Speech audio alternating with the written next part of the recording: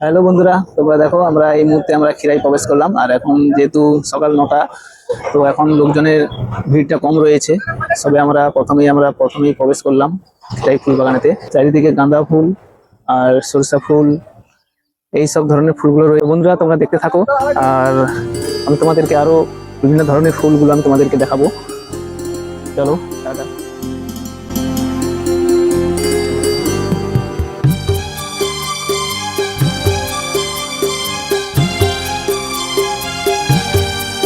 Finally দেখো খিরাইয়ের সেই viral 3টি তাল গাছ দেখতে পাচ্ছ, সরি 4টি তাল গাছ।